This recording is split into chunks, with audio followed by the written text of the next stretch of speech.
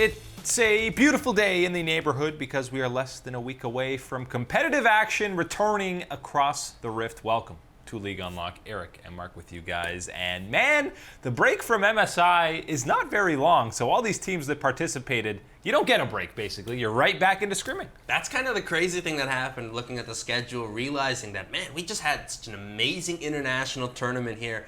And you know what? It's pretty much almost the very next week. 1 week. Right back into it here. Let's get into it, get that action going. Now you really know why a lot of these teams don't want to do Rift Rivals, because they already have an insanely packed schedule, but we already did the Preseason Power Rankings for North America. Time to do a little bit of LCK because that gets going again in less than a week. And the theme across pretty much all regions were not as many roster changes as you may have expected, but we're going to go 10-1 in Korea, and you're absolutely out of your mind if Jin Air isn't coming in at number 10. They are the proverbial challenger gatekeepers. They dumpster in the promotion tournament and completely get dumpstered in the LCK. Hey, if you're playing that LCK Power Rankings bingo at home, put your free check mark right in the middle here. Jin Air is ranked 10th place, of course. This is where you have to be putting this squad time and time again. We haven't seen enough improvement ever from them. We've never seen enough cohesion with the squad. The members that they usually get here to perform at these point in times haven't been able to put it together. I think if you're looking on this roster for someone that could possibly, give you one of these type of step-up performances, I guess Grace has had them from time to time, been able to put that on here. But I don't think if you're looking for anything really positive from Jin Air, well, man, I tell you, you're looking at the wrong squad to be hoping for anything positive. Now, they were at least proactive towards the end of the LCK split. They didn't just roll over and die in a lot of these games, and I think they finally made some of those roster subs with Tana coming in the top lane, and C's in at jungle was much better than Malrang, and those guys are so new, they didn't even have headshots, as you saw on that board, but I think that roster iteration looked a lot better for them. Root has had some solid performances, so there are some things to go off of for them, but not nearly the amount of win conditions that you see on other teams. I'm still fully prepared for the 10th place Jin Air memes. Bring them on. Yeah, I don't see it going any other way. In at number 9, despite some Herculean performances in the spring split, I just don't see Gen G doing enough to get out of that bottom 2. Ruler is absolutely incredible, and they've brought in Kuzan here in the mid lane to go with Fly. I'm not entirely sure that's the answer for this squad. Now, I can see the idea here of bringing Kuzan in as, maybe a different change of pace, trying to be a different personality, in-lane performance here. But I think as a whole, what we have seen so far from Gen G, and given what your expectations can be most likely for Kuzan if he comes in and does take over for Fly in any case, you would be expecting a low performance here from Gen G. We never really saw enough turn on. Cuvee was not delivering the performances of a world championship top laner. Wasn't playing much. Roach was stealing game time. Exactly. And then even at times here, when you were able to get Ruler to pop off, like this great game, this great series against Griffin, of course, getting the upset, but these are the outliers in the Gen G schedule, and I don't expect to be seeing something like this here even in the summer with some time to practice. Yeah, and they've also got Songwon on the roster now, maybe taking some time from Peanut, again, highest paid jungler in the LCK, who had a very rough spring split. But you saw on that board, 4 out of 5 of their wins was Ruler on Vayne. So ban Vayne, and you probably win the game against Gen G is going to be the theme going forward. In at number 8, it is the team that has come oh so close to playoffs on multiple occasions. Basically 3 splits in a row, finished in that 6th spot. Hanwha Life eSports, and this team is a little bit difficult to fully grade because at times they look so solid, but usually it's them beating up on the bottom half of the standings. They can never get it done against that top 5 or top 4. And this is why we have them here at number 8. This is one of those things where you might be asking the question, well, if they've been finishing 6th and they've just been short of making the playoffs, how can you be putting them a little bit higher up in the rankings here towards number 8? Well, the point here is, again, yes, those top level teams seem to be where Hanwha Life has their issue in finding these victories. And I think right now, the way that summer is shaping up here in the LCK, you have a lot of these teams that do seem to be making their return towards a more, competitive result based score here in the LCK. And so I think a lot of teams like an Afrika Freaks, Sandbox, Damwon, things like that will be teams that are just ahead of where Hanwha Life will be in the summer split. Yeah, and if you're looking purely at talent, there are some great players on that squad. Tall had a great bounce back season. Obviously, Sang-yoon is criminally underrated throughout his career, but on paper, some of those teams that struggled so mightily last year, you've got to expect will look better. And a team like the Afrika Freaks, who come in at number 7, we're definitely looking better towards the end of the split. And it's all about putting the 5 same guys out there on any given day, and I want to see UCal. I hope they implement him more. It was really only Keen and aiming and Dread a bit towards the end. Keep a consistent roster, and this team should be a lot better. I do want to see a consistent roster for this Afrika Freaks team, and you need to remember, of course, that UCal did take that step backwards in the performance and progression of his career that we had been expecting would be this step forward, finally getting on Afrika Freaks after his time with KT Rolster kind of being now, hey, you are the mid laner for this squad here. We need you to take responsibility, be a bit of a leader, take control. His performance did not match up to that. Neither did the rest of the Afrika Freaks, and we never really got to see them try to build off of it because so many times they were replacing the roster out with different parts and pieces here for different matches. I think that is the key, more or less, towards success here for this Afrika Freaks squad. Play more games as a 5-man group here, keep it solid, and of course, more carry performances from Keen in the top side. And we saw a lot of the subs that they made. They didn't even really make context or make sense in context of the games before. You'd have Aiming have his best game with a split, and then next game you sub him out for... I just don't know why. I hope the coaching staff has kind of figured things out a little bit more. But yes, Keen did put on some crazy carry performances, and he kind of looked like Faker in 2018, where he would try to do a little bit too much to carry his squad. So expecting a little bit more out of Afrika in the summer split. Coming up after the break, we go on to the top 6, and KT Rolster, they did it. They made a roster change, and after a terrible spring, things can't get worse for them, right? It should only get better. Howdy friends, and welcome back to League Unlock. Eric and Mark hanging out with you guys today as we go through a little bit of LCK Power Rankings. We're moving on to the top 6, and I'm going to say it again. Disappointed. The offseason, the hype we had coming into spring was insane. Usually in between spring and summer. It's less, but there's still something.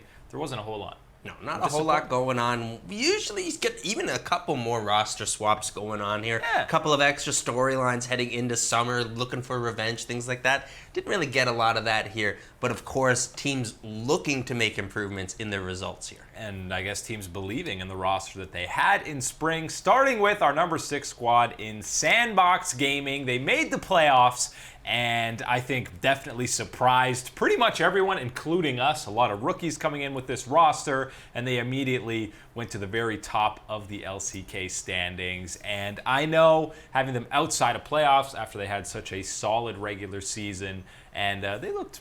Well, they lost in playoffs pretty early to Damwon, but they looked good throughout the entirety of the split. But I think the rest of the teams will be getting better, and I think people are going to take this squad a lot more seriously now. I think that is the problem here for Sandbox Gaming, that you need to be looking at the performances that you were able to get from your players really did help you out, really was able to provide at times some of these games where I don't think you actually did deserve to come away with the victory here, but you were able to get the result that you needed.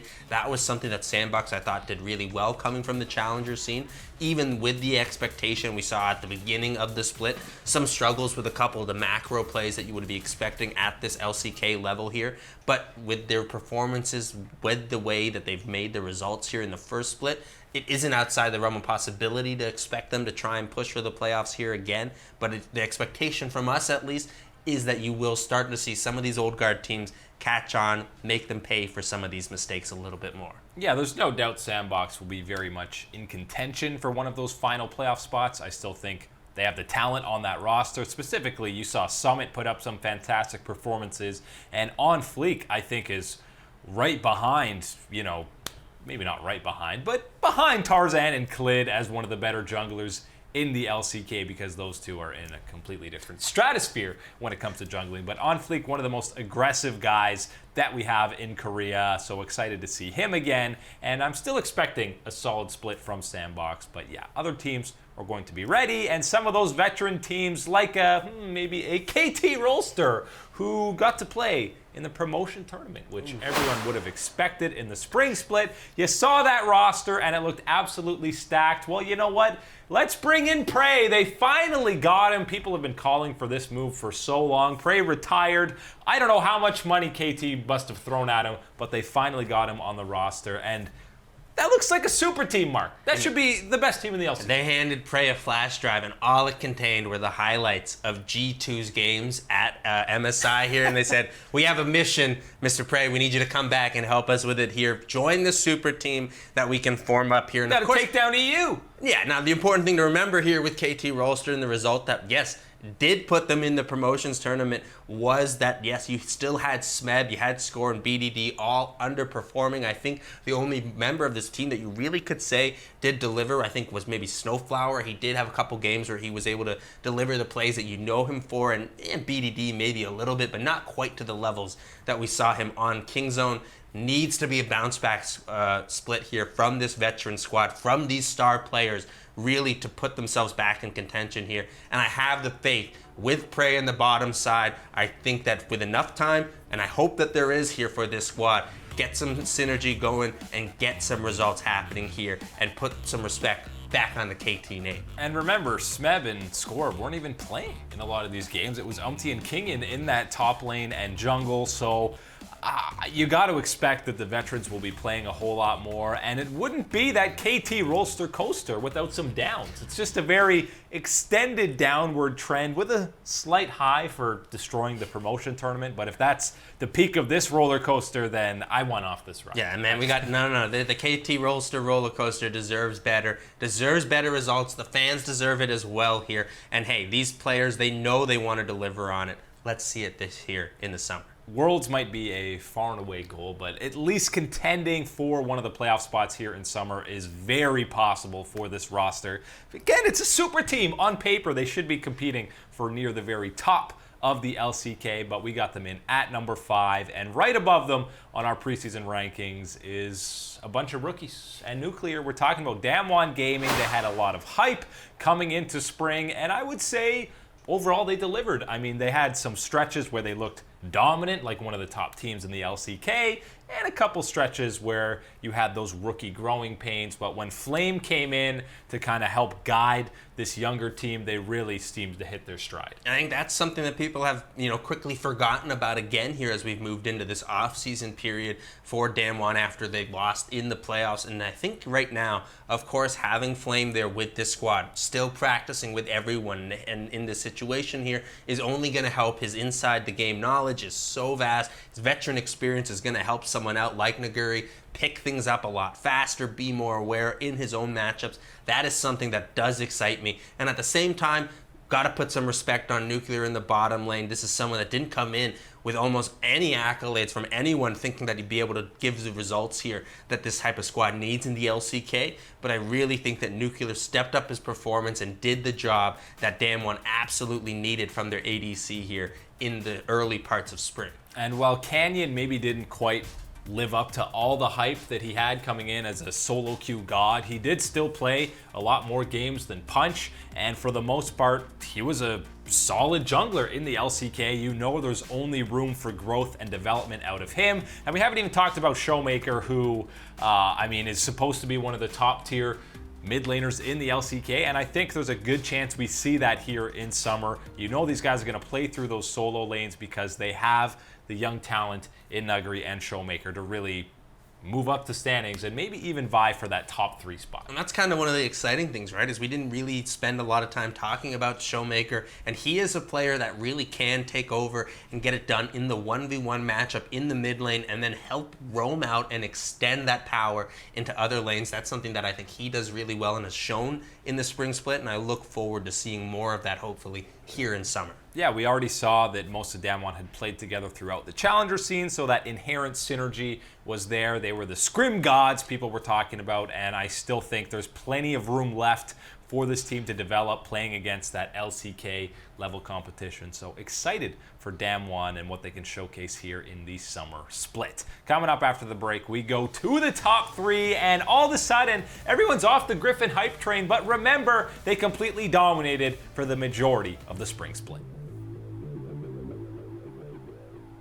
What is up, down, and sideways? Welcome back. It's League Unlock. Eric and Mark hanging out with you guys, going through a little LCK Power Rankings, on to the top 3. And if you remember way back to our preseason rankings, before spring, there were a couple of very different standings than what we would have predicted heading into them. One of them was obviously Sandbox overperforming, KT being absolutely terrible, and the third one was probably Kingzone playing out of their minds for the second half of the entire spring split, obviously falling to SKT in the playoffs. But leading up to that, they were completely dominating, and I think they are deserving of that number 3 spot heading into summer. This has got to be a good feeling here for Kingzone, especially after what people have been expecting from them, maybe in the spring split here in the performances. Given that, hey, there was kind of this exodus of talent that had left this star-level Kingzone. Completely revamped the roster. Exactly. Had left the Kingzone team here, revamped the roster, and it seemed like, oh, man, you brought old man Pawn in here to have a bad time, and it's going to be all about the Deft show in the bottom lane, trying to carry dead weight. That was not the case whatsoever. All the members here of Kingzone absolutely delivered. Rascal was solid in the top lane. Cuz became one of the better junglers here in the LCK, really dominating towards the back half of the split. Pawn found that fountain of youth and was able to deliver some fantastic games once again in the mid lane. And then this bottom bot lane here, Deft and Tucson did a really fantastic job. I thought Tucson delivered a couple of those playmaking engages that we all know him for, but absolutely the star here is Deft, and he absolutely dominated and stepped up here in a magnificent way to deliver the split that he did for Kingzone. Yeah, the MVP runner-up for the split. Sad times. Still very sad about that one. But yeah, everyone else on this roster, I think maybe the first couple of weeks it was Deft doing just that, carrying that entire squad. But yeah, Pawn against this series in Damwon, he didn't die. I think he went 14-0 and 26. Ooh. That is shades of Samsung White 2014 Pawn. And we saw more glimpses of it than just that series. He went head-to-head with Faker in some matchups that went well, except for, the playoff series where they got 3-0'd. But that was actually a close first couple of games where Pawn was playing well. And the old subs, Rascal and Cuz, really finally got to shine. This entire Kingzone roster just gelled together pretty much instantly. So kudos to them as an organization for basically 5 new players. Yes, Cuz and Rascal were with the team, but 5 new starters, and they immediately finished top 3. Really solid showing. And absolutely the exciting thing for Kingzone as well here is with these 5 new members and the results that they were able to deliver. That was great. Good job in spring. But now the focus obviously is summer, and the excitement is here given those performances, given the short amount of time that they would have had together. Now this is even more time to practice and work together. We know the work ethics that a lot of these type of veteran players like Apon, like Def, will have. And I tell you what, I think right here in summer could be shaping up for the Alpaca to get his revenge, grab that MVP title, and make a deep push in the playoffs. The synergy of Pawn and Deft is just, you can't break it. They're always going to be a top-tier team, and whatever region they're playing in, that relationship and synergy is just insurmountable and unbeatable for any of these other squads. Kingzone looking to bounce back from a great split. Let's go to the top 2, where it's been a long time since we talked about Griffin in a positive light, which seems insane. People love to just, this team was never good. They're not going to be good again. Since they went 3-3 to close out the regular season, obviously they got, I will say, handled by SKT in that grand final where they got 3-0'd. But keep in mind, this team is still so talented. They have incredible players across the board. They're still going to be one of the best teams in Korea. There's no way that they won't be one of the best teams here in the LCK. The performance demands it, what they've been giving to the fans. This is exactly the Griffin that we know. This is a top-level team. It's time to start putting that as the expectation absolutely with this squad now. Since they've come through here, they've been nothing but one of the top level teams being incredibly competitive. And again, their individual players are some of the best that we have right now in the LCK. You got to put Tarzan right up there with Klid as the best junglers here in the LCK. Really great at pushing the pace and setting what the tone is going to be here for the times that his team wants it to be. That is something that he's done really well. And hey, you got the MVP in Chovy. And look, we didn't like the way, especially at the very end, the way that Chovy ends up getting this MVP award. But there is no debate here that Chovy is of the MVP caliber here in his performances. Some people like to say, yeah, well, in their losses, he absolutely does nothing here. You're talking about a player that when it is going right, when things are working well here, for this squad, he's absolutely at the heart of it almost every single time. I don't know how you can't look at him and say, man, this is talent right here. And the recency bias around Chovy was absolutely insane. People love to write off and forget that he was clearly, there was no debate, the best mid laner in Korea for what, 7 weeks of the regular season? People seem to just erase that because the way he got MVP left a sour taste in their mouth. I mean, you don't get up over 100 KDA for the first couple of weeks with being a bad player individually. It doesn't happen. I'm sorry. Chovy's good. Griffin is good. Just not good enough to steal a #1 spot right now. Yeah, because believe it or not, SKT's around, but for summer, it's just going to be T1. They're finally rebanding. The SKT is no longer there, which is a little bit sad, especially because T1 is too close to Tyler 1. They're bulking up for summer, man. Talk to T1 and they said, hey, this is the key. Get those muscles going. Get the deltoids going to make that left mouse button click just a little faster. Yeah, this is what it's all about, the T1 squad. Yeah, I think Tyler would fit well on this T1 roster. He'd suit up right behind Teddy or maybe support him, sub in for Mata. But SKT, they didn't even get to the finals of MSI, even though turns out the real finals was that semi-match between them and G2. We know what they did at the end of the LCK run to really turn it on. They destroyed Griffin. They still, despite not winning or even getting to the finals, this is the team to beat in the LCK, and they're still one of the best teams in the world. When you talk about their performance at MSI, yes, there is that disappointment losing in that semifinal match to G2. A lot of people like myself thought that this was going to be an exciting matchup and you would get, very volatile here in the way it went. It wasn't. It was a very competitive series, and I think that plays into the narrative of how strong G2 came on at the end. But you do need to remember that when you're watching this MSI and the way that the round robin ended out and heading into these playoffs, absolutely it was SKT more or less to be the team to beat. A lot of people thought, yes, you had the strength of IG, but the way that SKT had been playing in the back half of this round robin, the way that they were playing around their objective control, a lot of people thought this is going to be the squad to beat here. They didn't get it done, but I think when you're looking at here, heading into summer, a lot of good experiences for the squad, more time together here for this super team SKT has put together, and I think that, yes, this is going to be another split here where SKT has their dominance at the top. And really all it does is probably fuel them even more that they didn't get that international title that Faker and Mata wanted so desperately. And Faker, after that 2018 where he didn't win anything, one LCK title is definitely not going to be enough to quench his thirst for victory. Oh yeah, you know that he is out for more. This is someone really obsessed with having these goals achieved, finding success, the ultimate success here, and that is going to be making some impact here at Worlds, not just for the summer split here in the LCK. Yeah, and the top half in Korea, those top teams, it's going to be a very spicy season as we saw in spring. But that's all the time today for League Unlock. Eric and Mark hanging out with you guys as always. We'll see you next time.